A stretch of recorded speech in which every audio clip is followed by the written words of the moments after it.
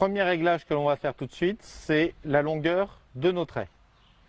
Il est important de faire bien la différence entre la distance qui sépare notre cheval de la voiture, qui va se régler par la longueur de nos brancards, et le réglage de la longueur de nos traits, qui va être adapté à cette longueur de brancard.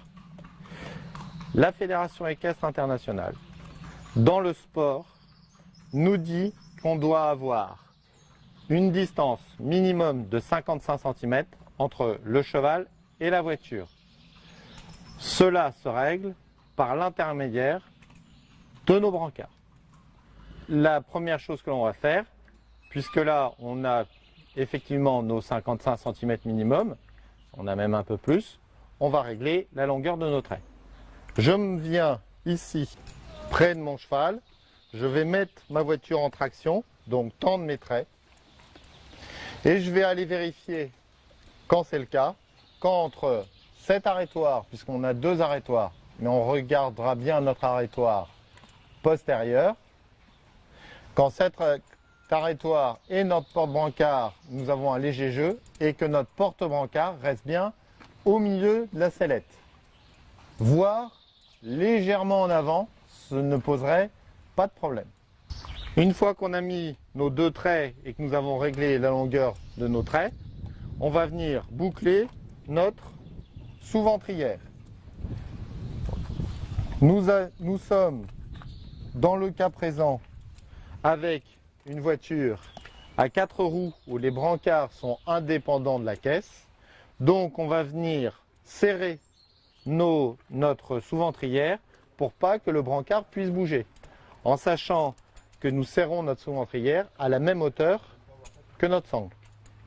Donc je vais venir, bien évidemment, boucler ma sous-ventrière de l'autre côté. Et je vais la serrer comme ma sangle de ce côté-là.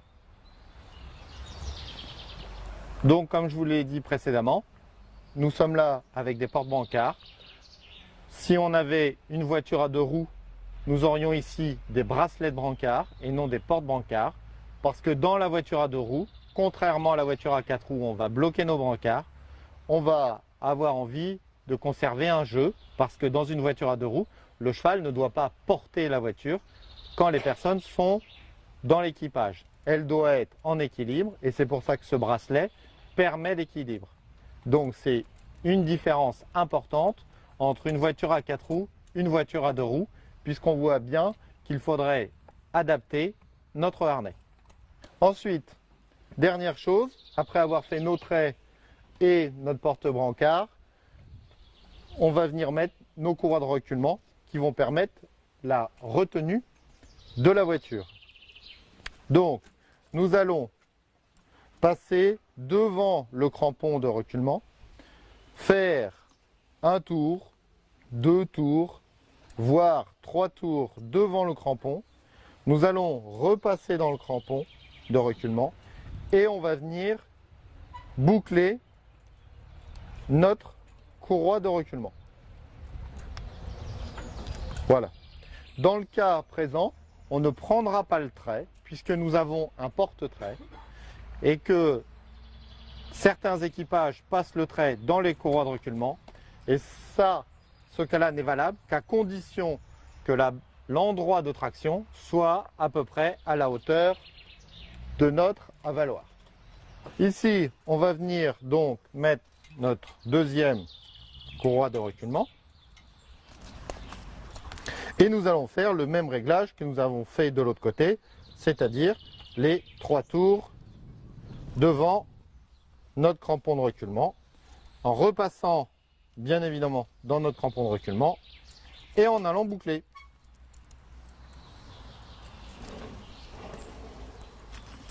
Voilà. Une fois qu'on a bouclé notre deuxième courroie de reculement, nous allons régler la longueur de ces courroies de reculement. Afin de savoir si nos courroies de reculement sont bien réglées, on va, comme pour les traits, mettre notre voiture en traction. On va faire attention que notre cheval se tienne et on va voir si ici on peut venir mettre un point entre l'avaloir et la fesse de mon cheval. Et dans le cas présent, on voit bien que notre réglage est trop grand. ce point-là correspond à un jeu. Parce que on ne peut pas voir deux réglages qui sont antagonistes être identiques. C'est-à-dire notre cheval qui tire la voiture, et là, pas de jeu, puisque c'est l'élément pour retenir. Donc soit le cheval tire la voiture, soit il la retient. Et ce jeu entre les deux, il va être ici. Nos courroies de reculement sont trop longues, donc je vais venir modifier mes deux courroies de reculement en me mettant à l'avant-dernier, et je vais aller faire la même chose de l'autre côté. Ce réglage effectué de l'autre côté, je viens à nouveau me remettre là, remettre ma voiture en traction et vérifier que j'ai mon point. Et là, dans le cas présent, c'est le cas.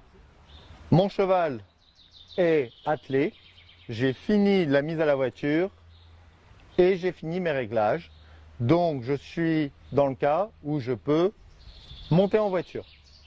Je prends mes guides par la boucle, je viens sortir mes guides de ma croupière, je viens ici mettre mon flot de guide sur mon bras ou autour du petit doigt et je viens ici me mettre en position de base. Je laisse filer mes guides, mon flot de guide je le mets sur mon bras, ma main droite sur le pare-crotte, mon pied gauche sur le marchepied et je monte en voiture.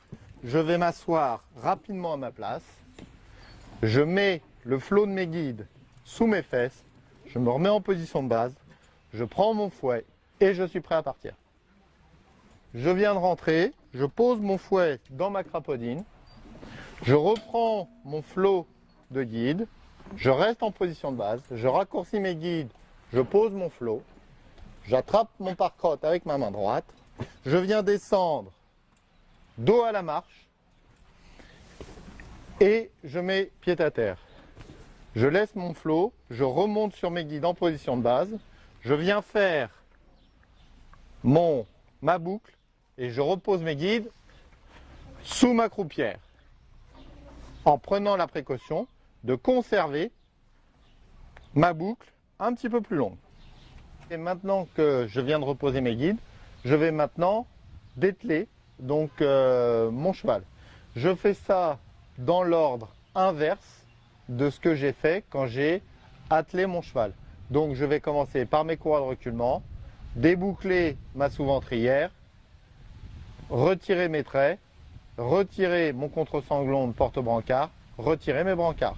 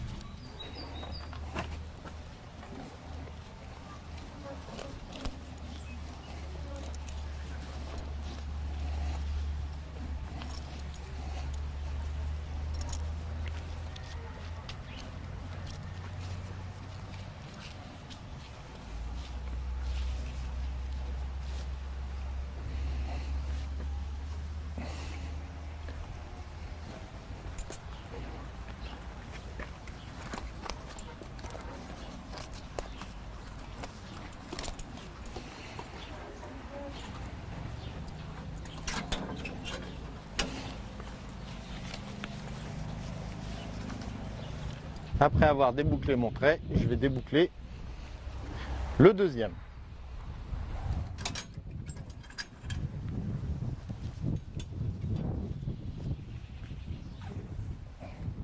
Ensuite, je retire mon contre-sanglon et je vais faire la même chose de l'autre côté.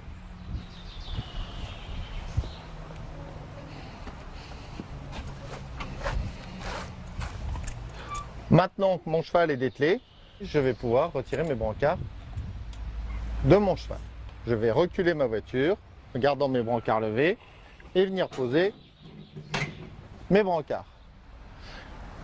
À retenir, le moment où l'on attelle comme le moment où l'on dételle, ce sont des moments où on ne doit pas faire ça avec de la précipitation, mais on doit aller vite, parce que ce sont des phases où le cheval n'est pas attelé à la voiture, et ce sont des phases qui peuvent être avec un certain danger. C'est pour ça qu'il faut apprendre convenablement pour pouvoir aller assez vite dans cette mise à la voiture, comme dans le moment où effectivement on est en train de dételer. Le coéquipier qui est devant est déterminant par rapport à la sécurité. Voilà, alors on vient de ramener le cheval à l'anneau et maintenant on va dégarnir. Donc pour dégarnir, on fait exactement les étapes mais à l'inverse de garnir. Alors tout d'abord, je vais raccrocher ma jument en lui mettant le licol autour de l'encolure en prenant toujours garde que la longe soit bien passée dans l'anneau mais qu'il n'y ait pas de nœud. Si la jument réagit, elle pourrait se faire mal. Ensuite, je vais enlever ma guide gauche et je vais la repasser en sens inverse. Ensuite, je passe de l'autre côté, je viens desserrer ma muserolle. Ensuite, toujours pareil, j'enlève ma guide gauche, je repasse en sens inverse dans la clé de surcou et dans la clé de sellette. Ça va être beaucoup plus facile après pour pouvoir les retirer. Ensuite, je retire la sous-gorge et la bride. Je garde ma bride sur le bras gauche, je repasse le licol à la jument et je viens verrouiller la longe. Après avoir déposé la bride sur le portant, je vais retirer les guides. Donc voilà, je prends mon bout, prends bien la précaution de garder mes guides à plat pour pouvoir les ranger, on en a parlé tout à l'heure. Et je viens tirer sur mes guides. Voilà, elles viennent se défaire. Et je remets bien mes guides à plat. Je vais les redéposer sur le portant. Ensuite, on va retirer la bricole. Donc je prends le trait droit et je reviens le basculer comme tout à l'heure au-dessus du surcou pour qu'il puisse s'enrouler autour de la bricole.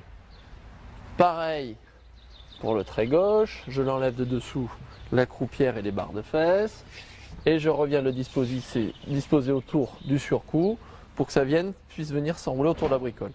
Je viens prendre mes deux traits que j'enroule autour de ma bricole et je tourne ma bricole toujours pareil, dans les sens du crâne du cheval pour éviter d'abîmer les crânes du cheval. Et là, je me retrouve sans aucune partie de cuir qui traîne par terre.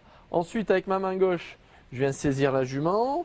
Avec ma main droite, j'enlève le mousqueton et ma main droite vient prendre la bricole et l'ensemble des traits. Je fais glisser la bricole le long de l'encolure et le long du chanfrein. Et je viens déposer ma bricole et mes traits dans le creux de mon bras gauche. Pendant ce temps, je n'ai toujours pas lâché ma jument. Et je viens ensuite prendre la longe pour venir raccrocher la jument. Je vais redéposer maintenant la bricole. Alors maintenant, je vais lever la partie reculement et portant. Donc je m'approche de la jument, je la préviens. Voilà, je viens déboucler le culeron. J'hésite pas, toujours pareil comme tout à l'heure, à bien relever la queue. Je reboucle le culeron. Alors pourquoi je reboucle le culeron? Parce que le culeron travaille toujours dans cette forme-là, arrondie. Si jamais je le laisse ouvert au repos, le cuir va venir se craqueler là à l'intérieur et va venir blesser le couard du cheval. Le couard, c'est cette partie-là, on en a parlé tout à l'heure, quelque chose de très délicat et très sensible. Donc il faut toujours reboucler les culerons afin qu'ils gardent leur forme et que le cuir ne s'abîme pas.